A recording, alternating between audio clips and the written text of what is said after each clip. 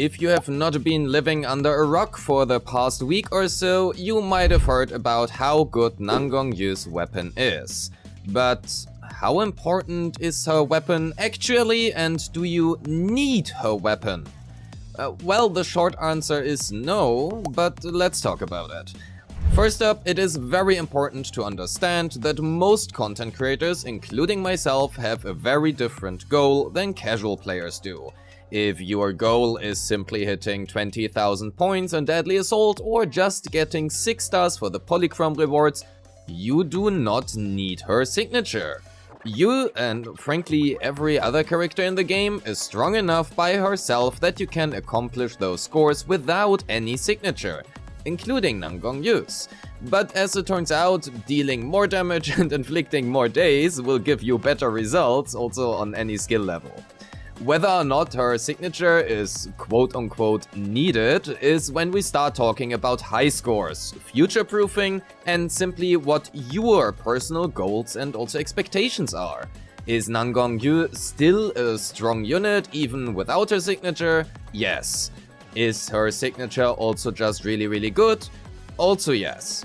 So let's have a look at some team numbers. Within the Angels of Delusion team, Nangong Yu will lose about 40% of her personal damage without signature. While she only contributes about 15% of the total team's damage, Aria will inevitably perform stomps and hence also trigger a bloom upon Nangong Yu's corruptions, or at the very least upon corruptions that have been diluted by Nangong Yu. Given that, we lose about 15% of the team's damage without her signature. While Hellfire Gears is probably the best general option, I would also recommend you will join Aria and Sona in her animations, making her lose out on the additional off-field energy from this weapon, which results in just slightly worse performance than within other teams. Speaking of other teams also, let's have a look at Burnice.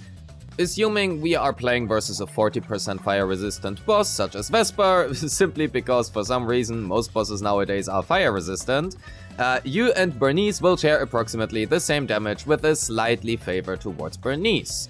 The reason why Nangong Yu has such a high damage contribution is basically because she is an anomaly sub-DPS disguised as a stunner. Depending on how well built your Burnice is, this then can turn into a little bit larger gap however.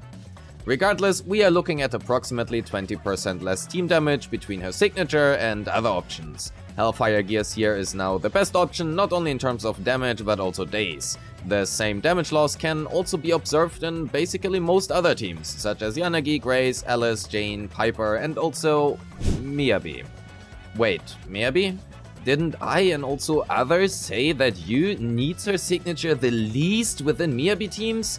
So why is the damage loss still the same as other teams? That is a great question.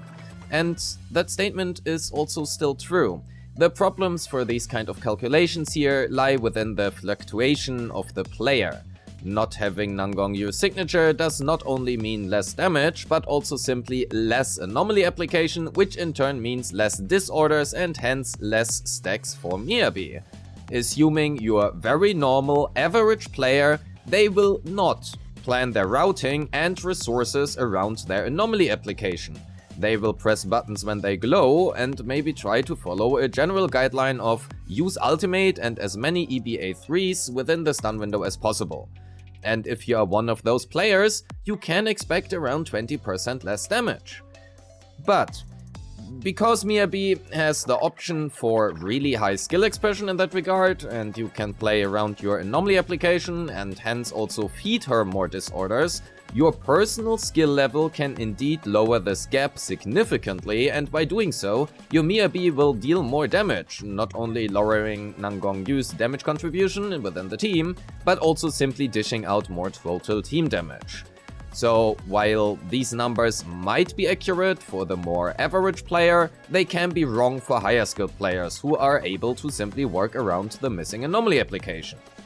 For the average Miyabi player, and assuming Nangong Yu's signature, the team's damage contribution will usually look something like this, and for a more skilled player, this can very easily shift towards a 75-22 contribution for Miyabi and Yu respectively. Basically means the more skilled you are with Miyabi, the less quote-unquote needed Nangong Yu's signature becomes. But this is also simply where we get back to the beginning of the video. It is frankly pretty simple, because as it turns out, dealing more damage and daze will make things easier, regardless of your skill level. While your classic Disorder and a Bloom teams don't really have many ways of playing around not having Nangong Yu's signature, Miyabi can actually do that, and you can also somewhat influence the impact within Aria teams. However, especially versus the new boss and Vesper, it is also extremely difficult hitting 4 full stuns without Nangong Yu's signature within an Aria team, which can also impact how much this weapon might be worth it for you. So, do you need her signature? Well, frankly, I cannot, and I also don't really want to answer that for you. But maybe you can decide that now for yourself, based off the information I provided you in this video. Thank you so much for watching. This is a shorter video, I know, but anyway. If you are not subscribed yet, please subscribe. Statistically, there's a good chance you are not yet subscribed.